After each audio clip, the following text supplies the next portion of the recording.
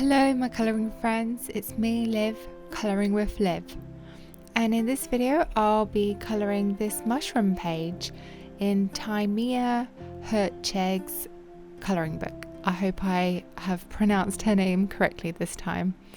The colouring book is called Aesthetic Botanical Colouring Book, Easy Flowers, Mushrooms, Butterflies and Autumn Life Colouring for Stress Relief. And these Promarker brush markers, so it's got a normal tip that's quite flexible, and then the chisel tip. And these Windsor Newton alcohol markers were gifted to me by the shop Géant Beaux Arts. So I won these 48 markers in a competition during Christmas. I can't believe it. I won again. So over the Christmas period, I won some art supplies from Meedan. I was gifted this colouring book from Timea Herczeg, and I also won these alcohol markers. So the two colours that I'm using here are R666, so that's R666 and R665. So those two are like the two reds that kind of stand out for me. And I not only wanted to test it on the colouring book paper, but also on some Copic paper that's made from manga. And the paper is super smooth for Copics, so I just wanted to check out the difference. So I wanted to see if it was any more vibrant, and I found that the Copic paper did look a little bit more vibrant, but overall I feel like it wasn't that big of a difference, and colouring paper will always be not the best paper. So yeah, as far as the paper goes in this book, it's 170 GSM, so it's pretty thick. But whenever using alcohol markers, I would advise to put a piece of just printer paper in between the pages, just to make sure you don't end up going through the page. And yeah, so I decided not to go with the R666 and decided to go with the 0177, which is like an orangish colour. In fact, it's actually the bright orange of the set. So when I look at it, it doesn't look bright orange to me. It looks a little bit more muddy, slightly brownish. So I thought that the orange colour could be the bit where the light hits the mushroom to create that lighter shade, and a kind of brownish reddish colour can be that shadow. So for the shadow I used R735, and that is the fire brick colour. And when I was looking online at all the different colours, I was thinking, oh, I would probably use the fire brick colour with the bright red colour, but I didn't look at any information about these markers beforehand and just went with my first gut impressions. And so these two colours seem to be the ones that look like they would go together and that they would blend together. And because I didn't look at any information about these markers, I wasn't sure how to use the blender pen. So I thought, oh, maybe you just drag it over the line and it will magically just blend itself. But the way you're supposed to use this blender pen is to put a base layer down and then the markers on top. So then you kind of create like darker and lighter colours with that one colour. So it's like getting a 2-in-1 colour with that marker. So I think that's why the Promarker brush pens, or the this set doesn't have as many colors as the classic set. For the colors for the mushrooms, the brown colors, for the darker shade I used burnt sienna in 0324, and the lighter brown I used in sandstone in 0928. So that's 0324 and 0928. And I tried using a little bit of the chisel tip underneath, and I felt like it gave a more saturated colour, so I had to even that out with the nib tip. And then as the colours were blending together a bit more, I decided to add another layer of that burnt sienna. And then I had a look online of how to actually blend alcohol markers together, because at the moment I was just doing two separate colours, so they were quite flat, and I felt like, especially on this section of the stem, I wanted to have more of a blended bit. So the tutorials say that you should use like a flicky motion, and because this has a brush nib, I was able to do that flicky motion. And after like colouring a little bit with the markers, I was starting to relax a little bit more, and I just thought, hey, this is just supposed to be an experiment, a test on me using these markers for the first time to see how they feel. And before that first layer dries, I quickly went in with my lighter colour with the sandstone. And as I was colouring it, I could feel how I was dragging out that darker colour into the lighter colour. So it almost felt like paint being dragged. So that was quite nice on how the ink works.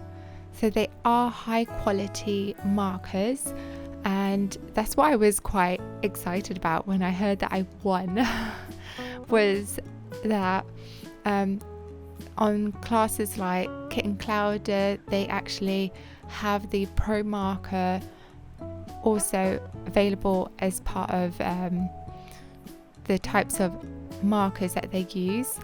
And I guess that was also why I got my Polychromos colouring pencils, is because it was out of either Prismacolors, Polychromos or Luminance, one of the high-end ones that you could either follow along a tutorial or someone can follow you. Now moving on to the leaves and foliage part of the colouring page, I used 3 colours of green. So the darkest colour was G356 in forest green. Then I used G267 in bright green as the mid colour, and G178 in lime green. So that's G356, G267 and G178. So I was still playing around with how to blend at this point, but I found the best way to blend was just to kind of go back and forth over those brush strokes on like the darker mid-tone shades. And then I got out my blender pen, because at this point I still wasn't sure how to use it, and I was thinking, is that going to make any difference to the page?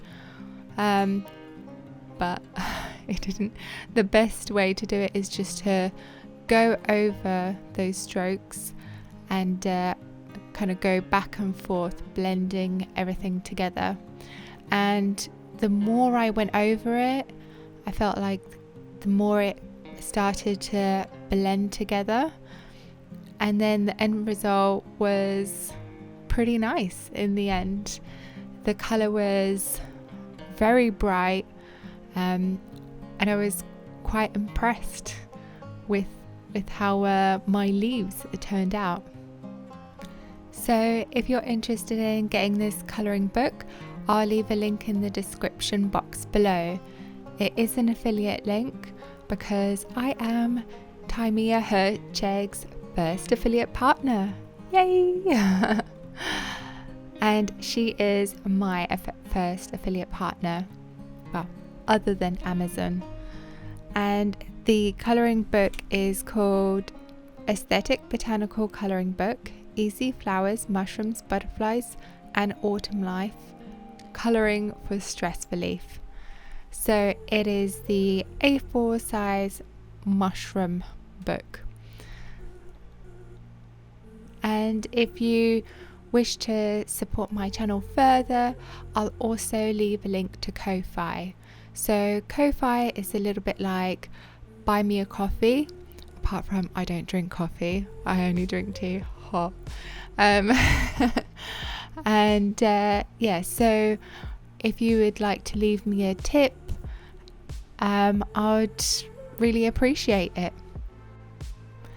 Now moving on to the flowers, I decided to make the flowers purple because I thought purple would look good against the green of the leaves, and I didn't want to make one purple flower, one pink flower, because I wanted it to look more uniform, so that all the flowers would be purple, all the leaves are already green, and all the mushrooms are one colour. So I didn't want it to look weird. And the purples that I used were Plum in V735 and Wild Orchid in V746. So that's V746 and V735. And for the pinks, I used the two pinks that I found straight away, which was M647 in the baby pink, and well, actually it's called cerise, and M865, which looks to be fuchsia but is called magenta. So that's M865 and M647 for the pink just in the middle. For the petals of the flowers, I just kind of went back and forth with that flicking technique, and I tried to do it dark to light, and then I also did it light to dark to see if that would make any difference, how would it look and feel, but I preferred to do it dark to light, a little bit like when I use my colouring pencils. I tend to go dark to light, and I felt like doing it that way with the alcohol markers, you're pulling that darker colour in, whereas I think if you go light to dark, you kind of need to go over it again. But even though it didn't look too bad at the moment, I still ended up going over it again, just kind of for a little bit more shadows and depth, just to kind of touch it up a little bit, because once the alcohol markers dried, everything seemed to lighten up a bit, and that's when I felt like I needed to add a little bit more of those shadows in. But when I was doing the flowers, it was my favourite part of the colouring book. I really enjoyed this part, probably because I felt like I had more control playing with those new alcohol markers. And when I went over like a larger area, especially the background, I felt like I had less control with the alcohol markers. So even though I was scared to do the background in alcohol markers, I decided to just do the whole page using just those 48 markers that I had won, to see what I could do with it. So the first day I had coloured this is where I got up to, and I was happy with myself at how it was looking so far. So then on the second day, that's when I decided to do the background. But before jumping in to the background, I was thinking maybe I can do some touch-ups with those two other red colours that I mentioned at the beginning. So that was R666 and R665. So I was using some of the R665 around the edges, and even that bright orange colour of 0177 over the top bit. So I wasn't sure if I was going to ruin it. I didn't want to put it all over that mushroom, because as you could see, when I tried to put red on top of those grey swatches that I did, or any other colour, it just melted away. So I didn't want to do that, but I did try to add a little bit more dimension and depth by just trying to go over it a little bit to see if it would do anything to fix it. But maybe it's a little bit too little too late, but I don't know. What do you think? So I just, at that point, I thought, okay, let's leave that alone and just go and do the background. I think I was procrastinating a little bit before going into the background.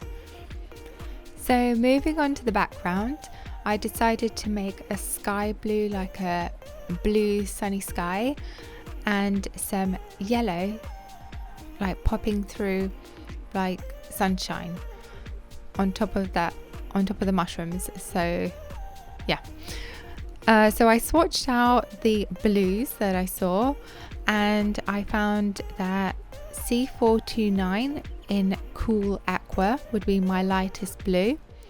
B137 in Sky Blue would be my mid-tone, which I kind of use for the corners. And I wasn't going to use B736, which is China Blue, but I ended up putting some shadows in, so that was my shadow colour.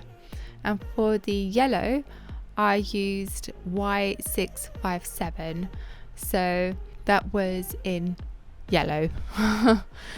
And that was the brightest of yellows. So when I was adding those shadows, at first I was a bit like, should I just have it underneath the mushroom, or should I drag out that shadow further along, a little bit like how you would see shadow at a bus stop? And then I didn't add any more shadows at this point, but after adding in that lighter blue, I thought, actually it looks like it's missing the rest of the shadows.